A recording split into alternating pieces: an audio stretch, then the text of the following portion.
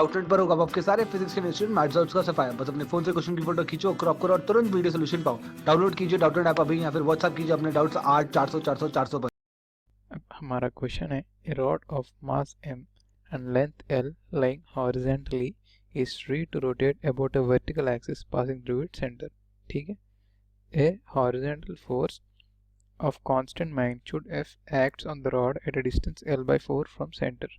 और हमें बोल रहे the force is always perpendicular to the rod। ठीक है। Find the angle rotated by the rod during the time t after the motion start। काफ़ी आसान क्वेश्चन है। इसके लिए हम पहले वो रॉड बनाएंगे। ऐसा एक रॉड है, ठीक है, और उसकी सेंटर के थ्रू एक एक्सिस है, ठीक है। उस एक्सिस के द्वारा वो रॉड रोटेट हो रहा है, कुछ तरह रोटेट हो रहा है, और उसका रॉड का लेंथ एल है, और वो और बोल रहे कि एक फोर्स एफ एक्ट हो रहा है at a distance L by 4 from centre.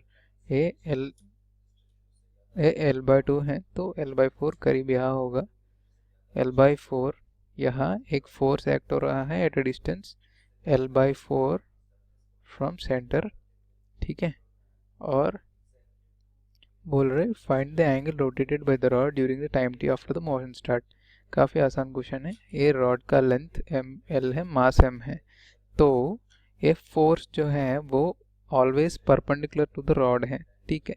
तो टॉर्क ड्यू टू फोर्स क्या होता है, टॉर्क ड्यू टू फोर्स होता है force F into length L by 4, and ये दोनों, ये force always perpendicular, so torque सीधा एफ इंटू एल बाई 4 बनेगा। और हमें भी पता है torque is equal to moment of inertia into acceleration. A x alpha है, रेडियल एक्सेलरेशन है, तो यहाँ से F L by 4 is equal to moment of inertia of a rod of mass M length L होता है M L square by 12, ठीक है। और ये अल्फा है, ये अल्फा है, तो यहाँ से अल्फा आएगा 3f बाई एम एल जो है एंगुलर एक्सेलरेशन। तो हमारा एंगुलर एक्सेलरेशन है 3f बाई एम एल। और यहाँ से हमें पूछ रहे हैं find the angle rotated by the rod during the time t after the motion start. मतलब इनिशियली वो रॉड रोटेट नहीं हो रहा है, मतलब उसका एंगुलर वेलोसिटी 0 है, और बाद में वो एक्सेलरेशन पे आया, एंगुलर एक्सेलरेशन अल्फा के द्वारा। हमें पूछ रहे टाइम टी में वो कितना एंगल रोटेट करेगा, पूछ रहे कोई। इसके लिए हम ये यूज़ करेंगे theta is equal to omega nought t plus half alpha t square.